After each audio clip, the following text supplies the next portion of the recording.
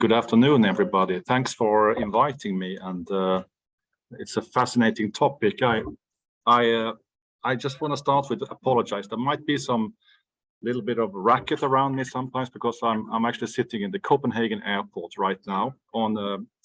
I've been on a little bit of a European tour, coming back from Berlin yesterday, where we had a discussion about the Germans having a certain interest in certain aspects of the negotiation in the Swedish system. And the week before, I was in Brussels and talking to some of the MEPs of the European Parliament. So this is the last of a bit of a stretch for me. So bear with me, there might be some noise and I might sound a bit tired, but I'm sure we will all survive this afternoon. So you already introduced me. I'm a general counsel at the Swedish Union of Tenants, and I'm based in Stockholm. I'm dealing with, well, the general legal aspects, but also European aspects in the housing market. So with that said, I will try to share my screen. Let me see.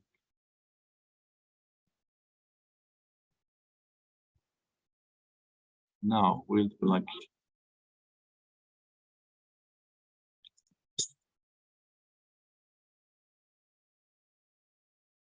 I hope you now see my screen.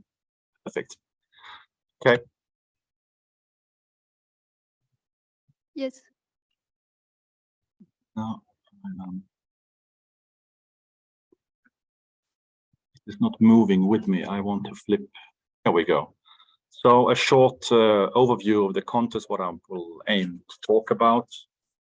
And we'll just move on with a short introduction to the Swedish Union of Tenants. So this is an organization that has been around for 100 years in Sweden. It's this year we are celebrating our 100th anniversary.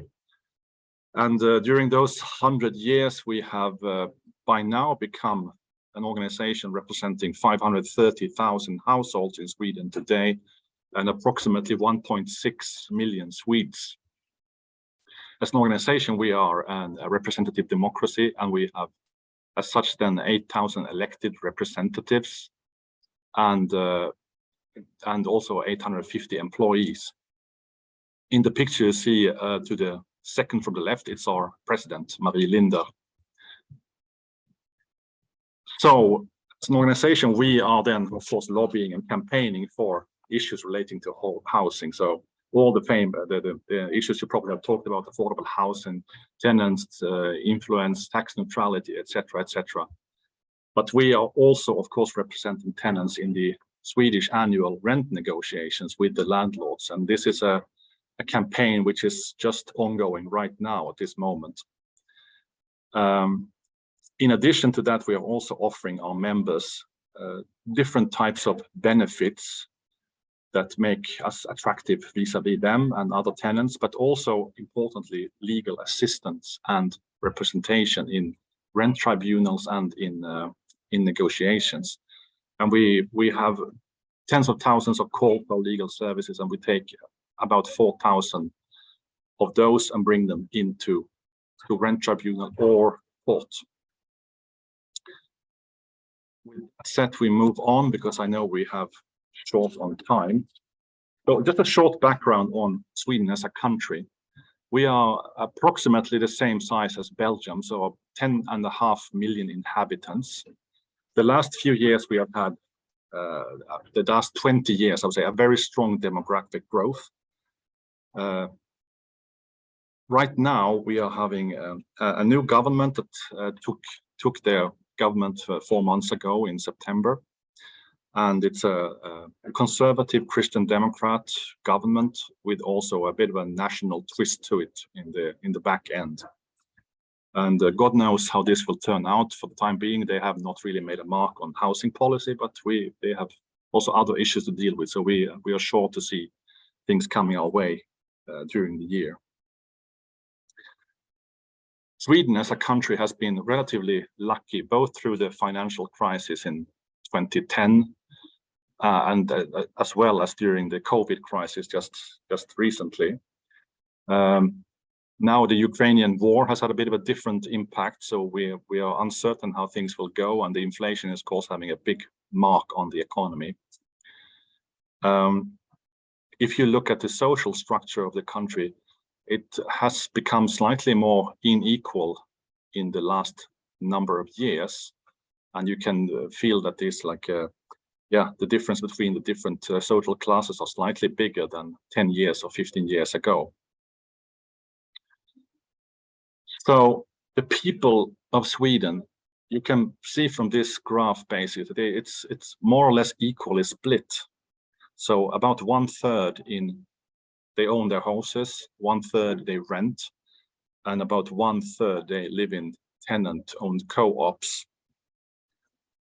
So, and in turn, the rental market, as you see, the 36% is more or less split midway. So 45% are in private rental and 55% are renting from public organizations or public authorities. Interesting for the Swedish market is that we used to publicly invest quite a lot at a high level until the 90s economic crisis in Sweden, which basically very abruptly ended this investment. And you can see here in this graph that around 93, 94, there's a massive dive corresponding basically to the crisis and the ending subsidies going into the housing construction. So what has happened is that from that point on, the debt has basically been passed on to the private people instead, rather than to the municipal companies.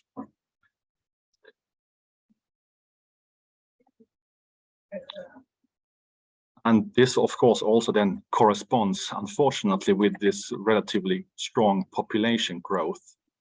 So at the same time as investment has gone dramatically down in public housing, the population has grown by about 20%. So, of course, as you can imagine, there is a dire need for housing in Sweden. It's a massive lack of housing. And construction levels haven't been kept up with this increase at all.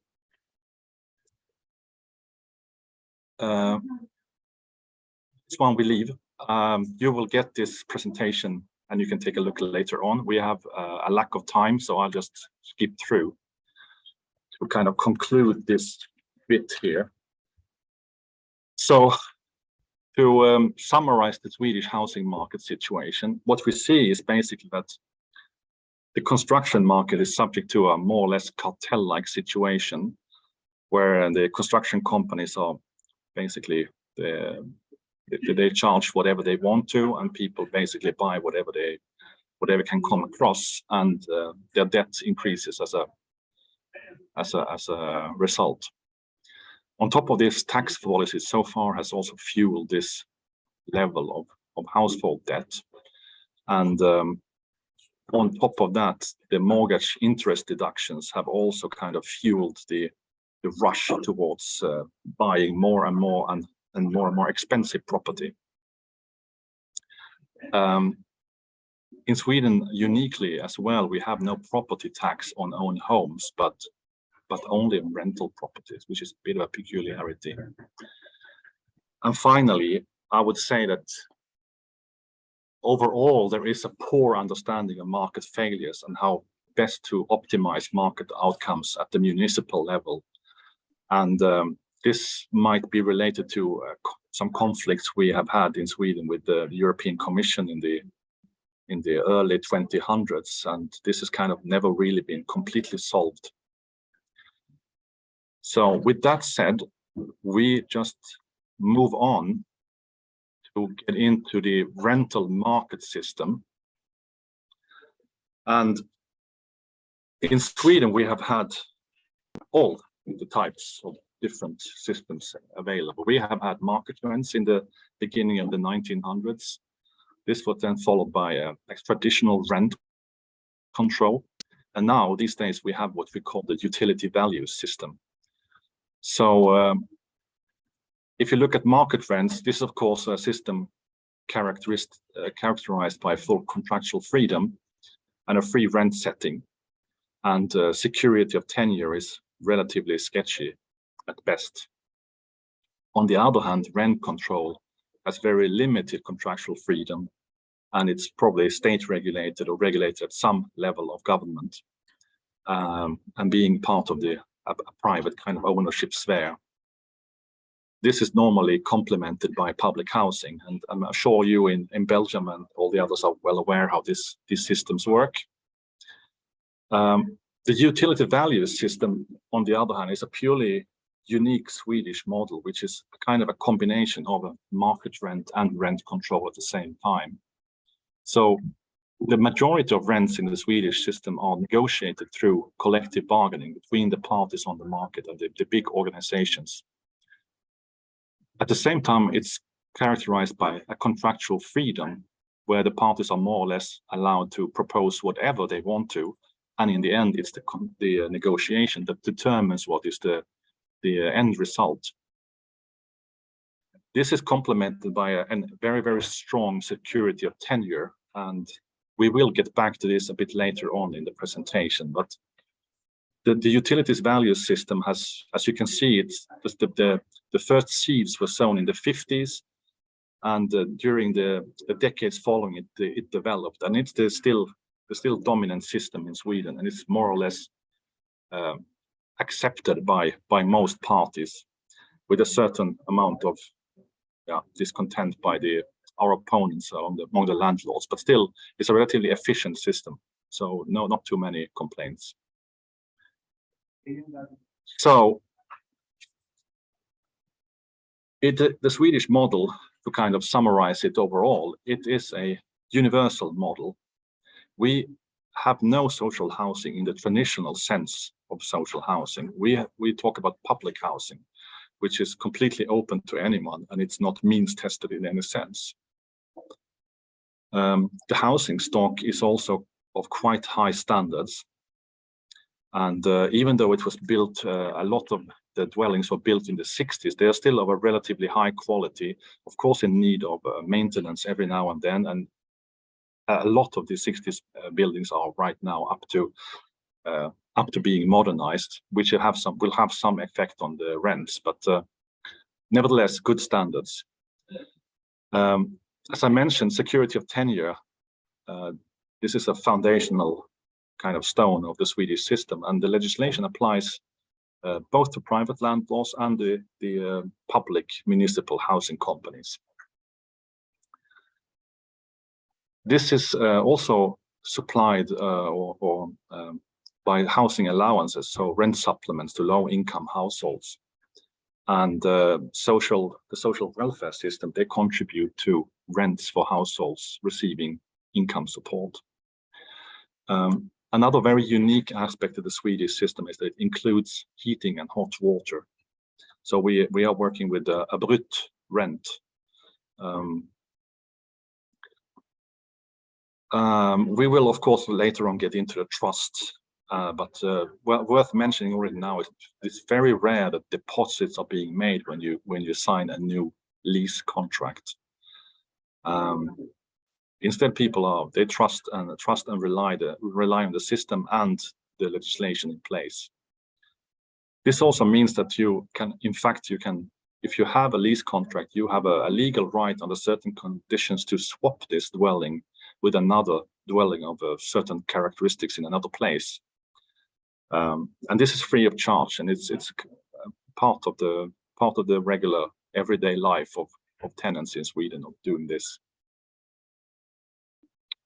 So if we look at the scale of the Swedish market, so of the 1.8 million dwellings or so roughly in Sweden, 1.5 million of those are those rented flats are subject to the collective bargaining system. And even those that are not collectively bargained are subject to utility value or presumption rents. So we're talking about 1.6 million rented flats for the utility value.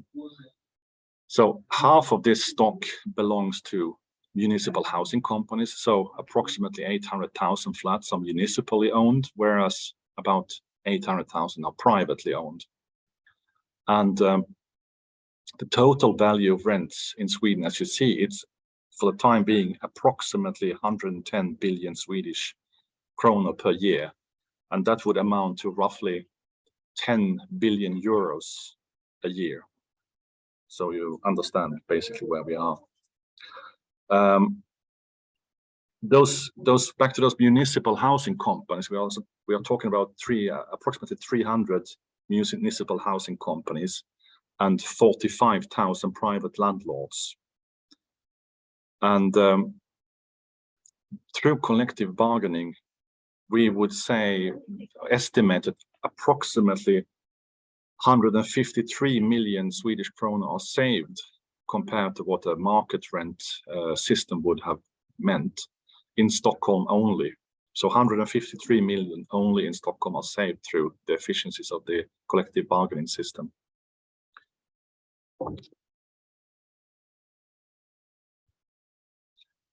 I will not speak too much about this. I think it kind of more or less speaks for itself, but we're talking about consumer price index vis-a-vis inflation. And these normally follow each other very, very well. The figures here are a couple of years old, so there are updated figures, but I unfortunately didn't manage to get hold of them before this presentation today. But just as an illustration, I think it serves its purpose anyway.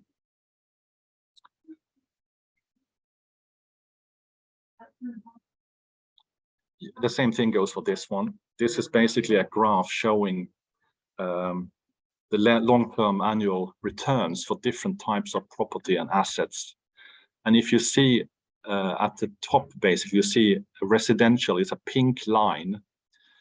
It shows pretty well that even though the system is collectively bargained, and you would say that normally the rent increases per annum are relatively low, it shows that also the landlords are making rather healthy profits every year from this kind of system.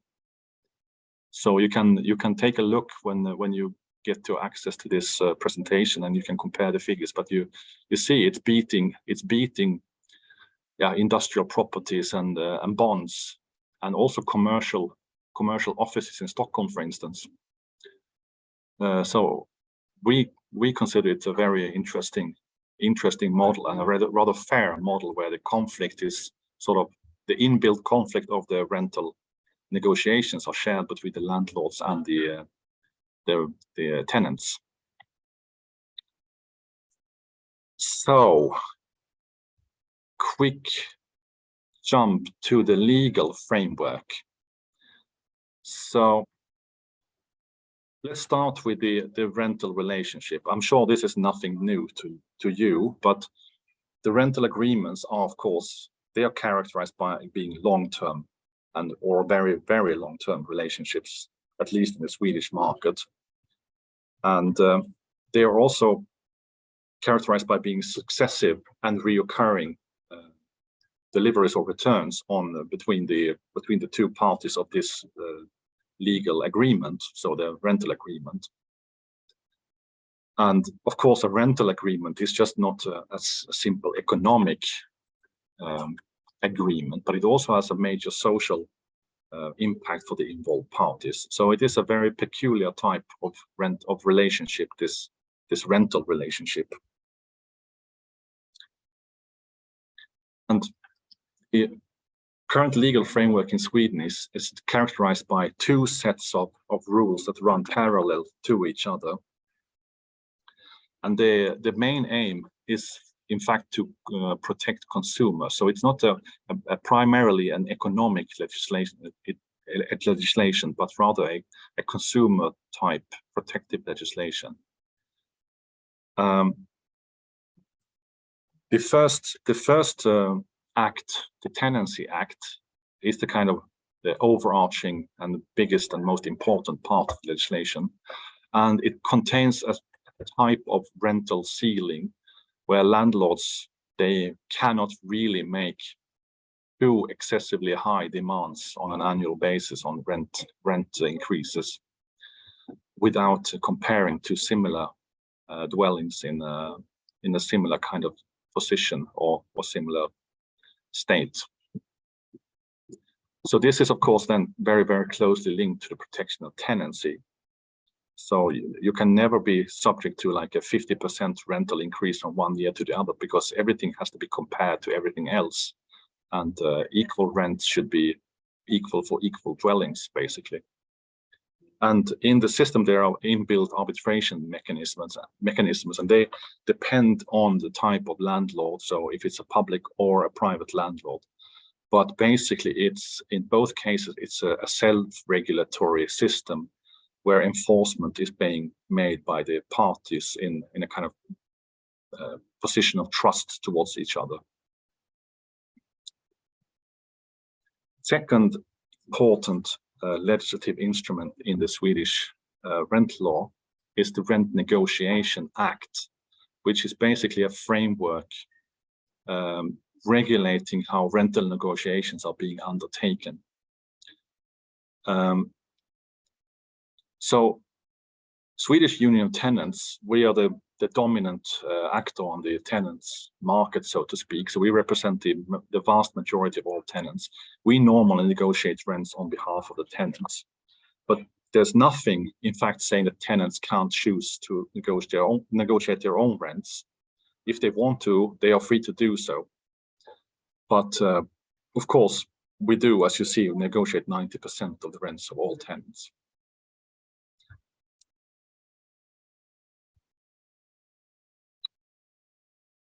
As I already hinted on before, the security of tenure is a totally fundamental principle of the Swedish Tenancy Act.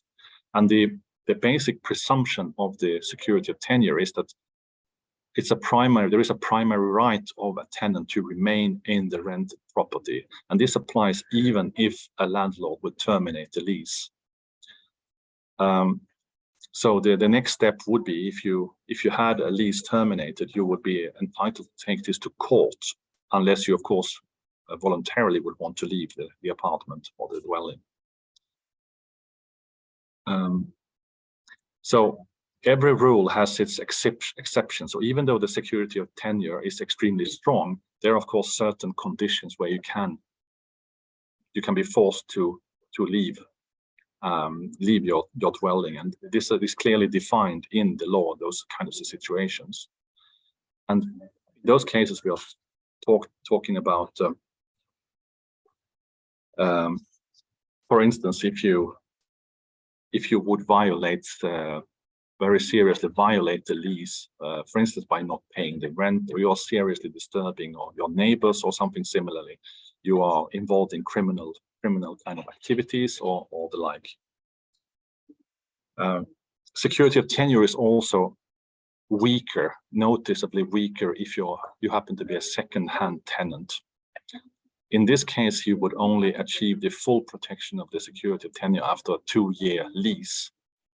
And in such case, you also only get the security of tenure vis-a-vis the first-hand tenant. So not vis-a-vis the owner, but the first-hand tenant.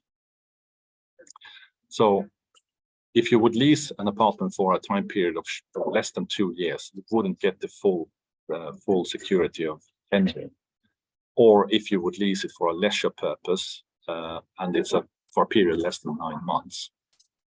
And of course, there are also certain other contractual agreements that can be made that would kind of limit this possibility to obtain the full security of tenure.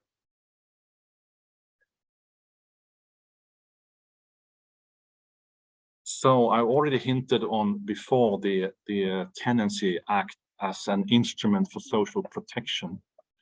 And this is something we often stress, that this is intrinsically linked to the Constitution, which basically, the Swedish Constitution, which basically guarantees people a place to live, some place to establish their household. Of course, this is not an absolute right, and of course, there's a massive lack of housing in Sweden as well. But that's how you kind of connect this law back to the overarching principles. And this social protective aspect is basically emphasizing the bargaining relation between the stronger parts as we would normally consider it in the consumer law, with the weaker part being the tenants then.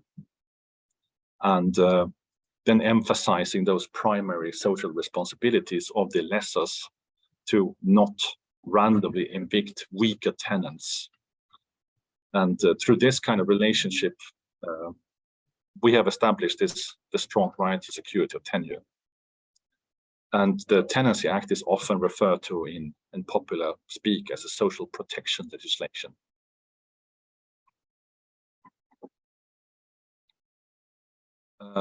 We leave this, it's a bit too much detail.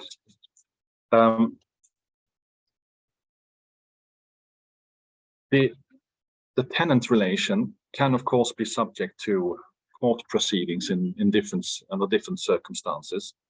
And the judicial bodies that then get involved are normally the rent tribunal, which is like a quasi-style court with one lawyer judge and two members that represent each side of the rental agreement. So normally one interest representative from the tenancy organizations and one representative from the landlords organizations. And then they normally then come to a conclusion and a legally binding decision. These kinds of decisions from the rent tribunal can then be, in certain cases, can be appealed to the 𝗵𝘂𝗶𝗿, so the first appeal court in Sweden. And it used to be called the housing court. And this is a regular style court then with 3 lawyer judges that are specialized in housing law. All other types of conflicts, they are instead then put to the general court, so district court, court of appeal, and Supreme Court. And the other types of cases we are talking about include issues such as rent reduction, damages, and forfeiture, as I mentioned here.